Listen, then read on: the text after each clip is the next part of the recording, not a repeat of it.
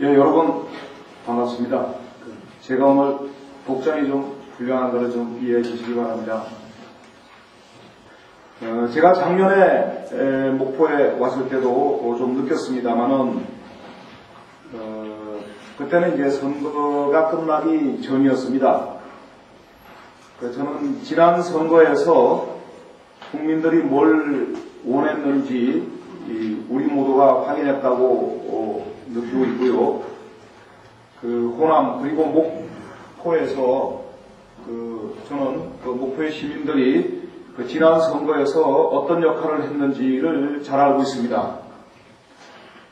또 작년 보면은 민주당 국민 경선이 있을 때 저도 광주와 순천을 왔었습니다. 그때는 이제 물론 이제 감시하러 왔습니다만은 그때는 노무현 대통령도 저한테는 저 감시 대상이었습니다. 그래서 따라다니면서 감시를 했는데요. 그때도 저는 이 광주와 전남 도민들이 또 무엇을 했는지 사실 저는 잘 알고 있고, 제가 알기로는 4월 23일로 기억됩니다만은 작년 4월 광주 경선에서 이 광주 시민들의 어떤 선택을 보면서 저는 개인적으로 제가 오마이뉴스 글에도 썼습니다만은 이것은 역사가 무엇인지를 아는 사람들만이 할 수 있는 선택이다, 이런 느낌을 받았고 또 그런 이야기를 그때 오마이뉴스에다가 올린 적이 있었습니다.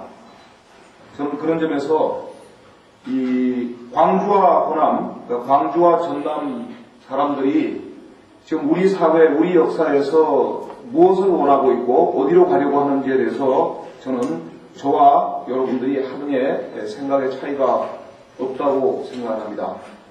그런 점에 대해서는 저는 사실 이미 20년도 넘은 이야기고 또 며칠 있으면은 5.18이 돌아옵니다만은 그런 점에서 우리가 역사를 함께하는 그런 동반자의 관계에 있는 게 아닌가 하는 생각을 좀 가지고 있습니다. 근데 오늘 이제 제가 드리고 싶은 말씀은 역사를 거슬러 올라가면은 100년도 넘은 이야기가 있고요.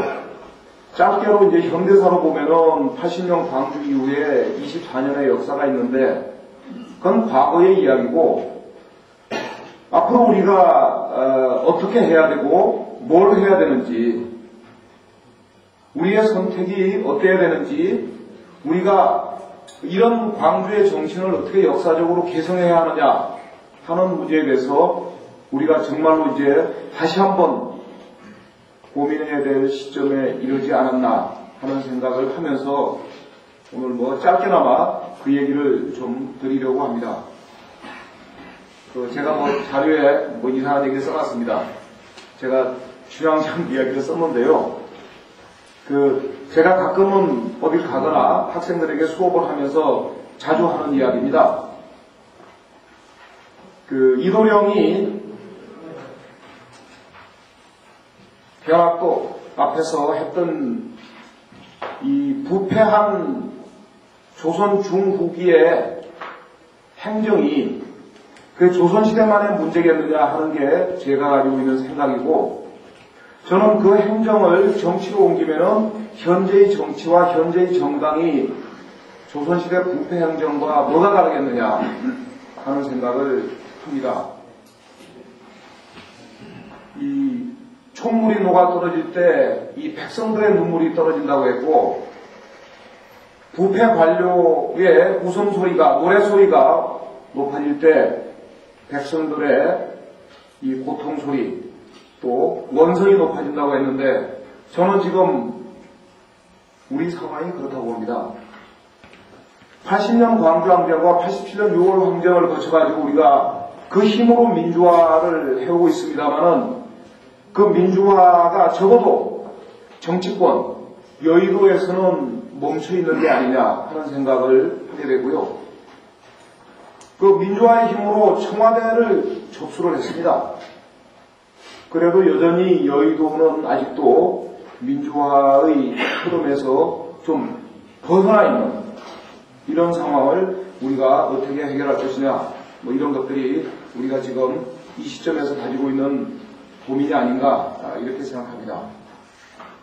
제가 그 다산 이야기를 같이 좀 써놨습니다. 제가 한자를 뭐 거의 모릅니다만은 그냥 제가 어느 책에서 좀 베껴가지고 써놨습니다. 다산이 이렇게 이야기한 거라고 제가 기억을 합니다. 이 백성들은 밭을 갈아가지고 먹고 사는데 이 관리라고 하는 자들은 백성을 등쳐먹고 산다. 뭐 이런 표현이라고 제가 알고 있습니다. 다산이 목민심서에서 그 이야기를 하면서 만약에 이 병통을 고치지 못하면은 나라가 망할 것이다. 이렇게 이제 이야기를 했는데 아마 그 이야기를 제가 알기로는 이 강진에 와 있을 때 했던 것으로 압니다만은 그 다산 선생의 이야기가 틀리지 않아가지고 그 다산 선생의 이야기로부터 100년 후에 정말로 나라가 망했습니다. 저는 이 상황도 이런 다산 선생의 이런 말하자면 예지도 지금 우리 상황과 크게 틀리지 않다고 생각합니다. 이 부패하고 낡은 정치, 그 다음에 국민을 무시하고 지역 감정에 의존해가지고 정치인 개인의 생존을 도모하는 이런 구태연한 정치가 만약에 사라지지 않는다면 저는 정말로 우리 사회의 미래를 정말로 기대하기 어렵고 더구나 우리 민족의 평생의 수건인 이 한반도의 평화와 통일을 기대하는 것이 정말로 어렵다. 이렇게 생각을 하기 때문에 정말로 이 병통을 우리가 국민의 힘으로 좀 고쳐야 되는 게 아닌가 이런 생각을 하고 있습니다. 사실 작년 선거 과정을 되짚어 보면은 그 작년 대선 과정이 우리에게 준 교훈은 저는 굉장히 명백하다고 생각합니다.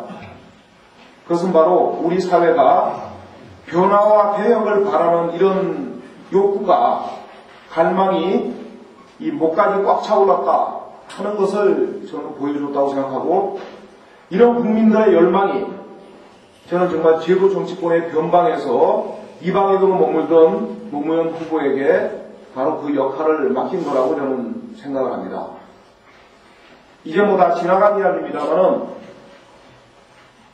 적어도 제가 정치학자 입장에서 볼 때 작년 대선에서 노무현 후보의 당선은 예외 중에서도 예외이고 정치학자의 이 분석의 일반적 상식을 벗어나는 그런 결과입니다. 근데 그게 왜 그런 결과가 가능했느냐 하면은 바로 우리 사회의 조직화되고 제도화된 기득권 세력을 압도할 수 있었던 바로 국민의 힘이었다고 저는 생각합니다. 뭐 상식적인 이야기입니다만은 통상 정치학에서 이런 이야기를 합니다. 소수의 조직화된 기득권 세력이 다수의 피지배 계층, 국민을 지배할 수 있는 것은 국민들이 조직화되지 않았기 때문이라고 합니다. 근데 적어도 작년에 우리 국민들도 힘을 뭉칠 수 있다는 것을 보여줬고 그 힘으로 저는 변화와 개혁의 갈망이라고 하는 이런 시대적 정신을 좀 표출했다고 이렇게 생각을 합니다. 많은 사람들이 이미 알고 있습니다만은 그 노무현 정권은 민주당 정권의 재창출인 동시에 민주당 정권과는 무관한 정권입니다. 그게 뭐냐면 바로 국민의 정권이기 때문에 이게 가능한 이야기입니다. 김대중 정부가 국민의 정부라고 붙였지만은 명실공히 국민의 정부가 되지는 못했거든요. 그런 점에서 이 노무현 정부야말로 정말로 국민의 힘으로 만들어낸 국민의 정권이라고 생각하고 바로 저는 이 대선의 경험을 통해 가지고 우리 국민들이 정말로 역사의 새로운 주체로 등장한 이 시점이다. 이렇게 생각을 합니다. 그래서 우리가 선거가 끝나고 새 정부가 출범하면서 우리 국민들이 바랬던 정치는 바로 작년 대선 과정에서 보여줬던 국민들의 변화와 개혁에 대한 욕구를 어떻게 정치적으로 담아낼 것이냐 하는 것이 바로 가장 중요한 쟁점이었고 화두였고 또 흐름이었다고 생각합니다. 그런데 아까 우리 문성원 형이 그 지구당 위원장 이야기도 했습니다만은 그런 정당 민주화를 포함한 여러 가지 중요한 정치적 개혁의 과제들이 지난 4개월간 거의 무의로 끝나가고 있다는 것을 우리가 확인하고 있습니다. 정당개혁, 선거개혁, 자금개혁, 국회개혁 뭐 굉장히 많은 과제들이 있고 또 사실은 그런 정치를 개혁 정치를 담당할 개혁 주체의 등장이라는 문제도 있습니다만은 그리고 그것을 담당한다고 한나라당과 민주당이 개혁특위를 구성해서 지난 몇 달간 여러 가지 논의를 했습니다만은 그 결론은 이렇습니다. 정치권의 힘으로 정치를 개혁한다는 것은 고양이에게 생선을 지켜달라고 하는 것과 같은 것이다. 저는 이렇게 결론이 났다고 생각하고요. 얼마 전에 조금 전에 아까 얘기가 있었습니다만은 저도 무슨 끝장 토론인가 그런 데 가가지고 조금 이야기를 했습니다만은 그것도 결국은 정치 개혁이 잘 되지 않는 상황에서 사실은 시민사회의 개혁 욕구가, 정치 개혁에 관한 욕구가 언론을 통해서, 방송사를 통해서 표출된 것이지, 그 백분 토론에서 논의되었던 여러 이야기가 결코 실현될 거라고 그렇게 생각하기는 좀 어려운 상황이라고 이렇게 믿습니다. 근데 이렇게 되다 보니까 저는 대단히 좀 아주 애매한 상황이 좀 조성되는 게 아니냐 하는 생각을 갖습니다. 그 애매하다는 건 뭐냐면은 좀 간단하게 말씀드리면은 우리가 80년대에는 권력을 타도하거나 권력을 교체하면은 정치가 바뀌고 사회, 경제 개혁, 문화 개혁이 될 거라고 믿었던 시절이 있었고 그거는 사실 대부분의 나라에서 그렇습니다. 그런데 우리가 문민정부, 국민의 정부, 참여정부를 거치면서 사실은 정권 교체를 이룩하고 권력의 개혁을 했습니다. 제가 정치학자 입장에서 볼 때 노무현 정부, 적어도 청와대는 개혁적이다 못해서 진보적이라고 할 정도로 많이 나가 있는데 근데 그게 우리 사회의 개혁의 완성을 보장하기는 대단히 어려운 상황입니다. 그래서 이 다른 나라에서 굉장히 보기 어려운 현상이 나타났는데 그건 뭐냐면은 바로 권력의 민주화가 정치 민주화와 같이 가지 못하는 대단히 좀 과도기적인 이상한 상황이 우리 사회에서 전개되고 있고 이 상황을 우리가 극복하는 것이 지금 2000년대 이 시대 우리의 정치 개혁의 과제가 아닌가 이렇게 생각합니다. 달리 좀 말씀을 드리면은 권력 민주화의 수준에 부합하는 정치 민주화를 이룩하는 것. 그것을 국민의 관점에서 말씀드리면은 국민의 요구에 부합하는 정치를 실현하는 것이 우리 사회에서 대단히 중요한 과제로 등장했고 그것이 최근에 민주당의 시각에서 보자면은 민주당 신당론으로 나타나고 있다. 이렇게 봅니다. 그래서 물론 권력이라는 것은 항상 감시하고 비판하고 견제해야 될 대상이긴 합니다만은 지금 우리 사회에서 80년대 이후 우리가 교체하지 못했던 정권 교체가 아니고 정치 주체의 교체를 우리가 이제는 다시 민주화를 하는 그런 심정으로 또 5월 광주를 맞이하는 심정으로 6월 항쟁을 우리가 시작하는 그런 심정으로 정치 주체의 교체를 우리가 추진해야 되는 게 아니냐 하는 것이 제가 가지고 있는 생각입니다. 그렇다면 지금 우리 사회가 다시 요구받고 있는 것은 이제는 그 운동권의 정치적 진출이나 또는 노동운동권이나 민중운동권의 정치적 진출보다 훨씬 더 외연이 넓고 폭이 넓고 국민적 공감대의 폭이 넓은 저는 시민사회의 정치적 진출이 우리 사회에서 요구되고 있고 또 준비되고 있는 시점이다. 저는 이렇게 생각을 합니다. 물론 이게 시민사회라는 요구는 좀 추상적이고 학문적인 개념입니다.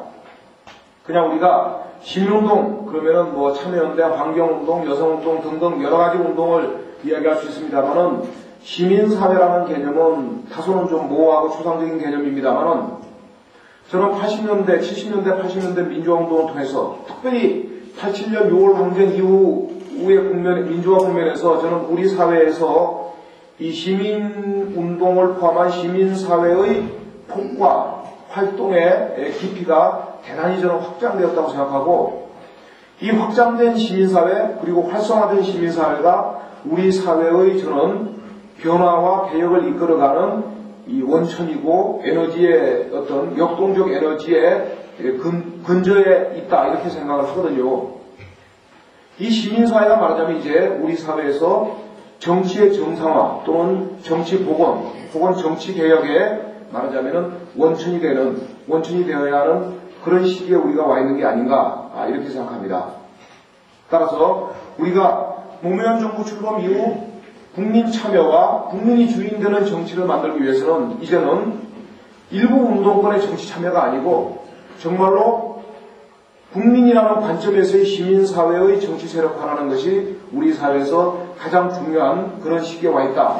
이렇게 좀 보아야 되지 않겠나 이렇게 생각합니다. 물론 이런 시민사회의 정치 세력화는 상당히 많은 논란을 가지고 있는 게 사실입니다. 이런 시민사회 정치 세력화가 논의되면은 아마 많은 그 조중동 보수 언론이나 한나라당에서는 시민운동의 정치 세력화라고 이렇게 해석을 할 것이고, 시민운동의 정치 세력화는 시민운동의 정치적 중립성을 해치는 것이다. 또는 시민운동가들이 이를테면은 정치적 개인적 영달을 추구한다. 이런 여러 가지 모함과 논란이 저는 제기될 거라고 생각합니다만은, 저는 이 점과 관련해서 분명하게 말씀드리고 싶은 게 있습니다. 적어도 인류사에서 제가 아는, 제가 과몰한 탓하겠습니다만은, 저는 중립적인 운동은 없다고 생각합니다. 운동은 결국 중립적일 수가 없습니다. 더구나 그 운동이 민주당과 한나라당의 중간에 서라는 법은 없는 것입니다. 그런데 지난 몇 년간 특히 그 2000년 총선연대 이후에 시민운동에 말하자면 사회적 역할이 부각되면서 우리 사회의 수구 보수 반동 세력은 시민운동이 한나라당과 민주당의 중간쯤에 서줄 것을 요구했고, 바로 그 중간쯤에 서달라는 요구를 시민운동의 정치적 중립성이라는 이런 개념으로 끊임없이 말하자면 유포를 하고 국민들을 선동하고 있습니다만은, 시민운동의 정치적 중립성을 유지해야 될 하등의 이유도 없거니와 아까 말씀드린 것처럼 어떤 운동도 중립적이지는 않습니다. 그래서 이제는 우리가 우리 사회의 수구 세력이 유포하는 이런 정치적 중립성이라는 이런 근거 없는 논지를 떠나가지고 시민운동과 시민사회가 우리 사회의 민주화와 개혁을 더 발전시키고 제대로 된 정치를 만들기 위해서는 이제는 시민사회를 중심으로 한 정치적 참여라는 것이 분명하게 요구되는 그런 시점이 아닌가 이렇게 생각합니다. 저는 특별히 이 시점에서 시민사회의 정치 세력화가 반드시 필요하다고 보는 몇 가지 좀 이유가 있습니다. 하나는 우리의 시민사회말로 분단과 냉전의 어떤 이데올로기적인 억압에서 아주 자유로운 위치를 확보하고 있기 때문입니다.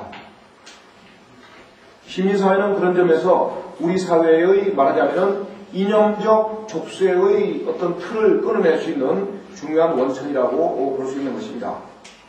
그 다음에 시민사회는 수구 세력과 수구 정당이 유포하고 있는 이 지역주의의 어떤 족쇄와 볼모로부터 해방될 수 있는, 그 다음에 지역주의를 거부하고 탈지역주의적인 열망에 가득 차 있는 우리 사회의 중심 세력이라고 이렇게 생각합니다. 세 번째로 이 시민사회는 부패하고 무능한 정치권과 거리를 유지하면서 정치권의 개혁을 촉구하는 또 우리 사회의 유일한 힘입니다. 네 번째로는 이 시민사회는 다양한 영역의 공존을 통해 가지고 사실은 우리 사회의 미래의 발전을 위한 상당한 전문성과 정책 역량을 가지고 있습니다. 시민사회라는 것이 단순한 시민의 일반적 모임이 아니고 우리 사회의 중장기적 발전에 굉장히 소중한 자산이 될 수 있는 이런 전문성과 정책 능력을 이미 함양하고 있다고 우리가 볼 수 있습니다. 다섯 번째지만 더욱 중요한 사실은 이 시민사회가 80년대 이후 우리 사회의 민주화의 가장 핵심적인 원동력을 저는 제공하고 있다고 생각합니다. 이 시민사회의 개혁 에너지가 저는 우리 사회의 그나마 어려운 민주화와 개혁의 과정을 뒷받침해주는 원천이 아니냐 이렇게 보고 있습니다.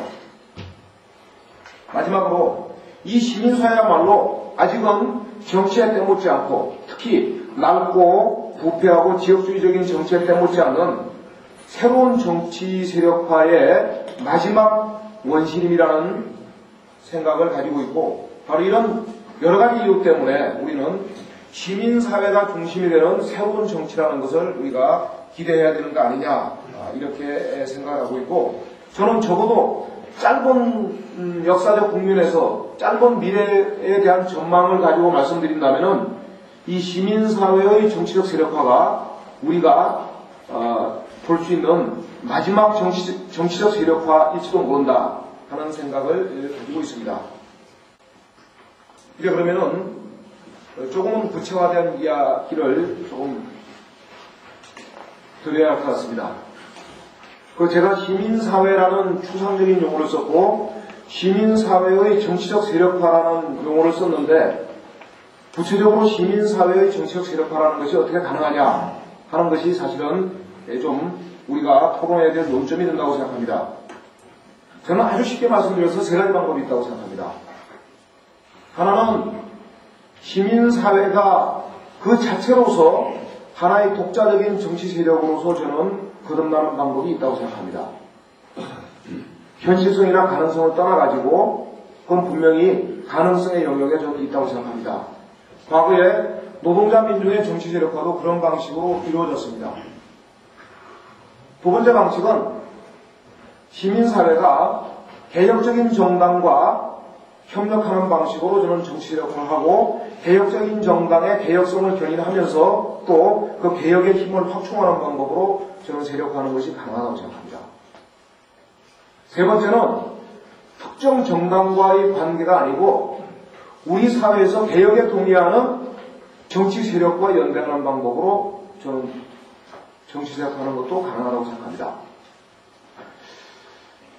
이것은 그 세 번째 방법은 우리 사회에서 과거에 민주대연합 혹은 신민주연합이라는 개념으로 이야기가 됐던 것입니다. 잘 아시겠습니다만은 그것은 87년 양김 분열 이전의 상황으로 우리 사회가 돌아가야 한다는 이런 어떻게 보면은 약간은 역사적 열망을 포함하고 있는 방법이다, 이렇게 우리가 볼 수 있을 것 같습니다.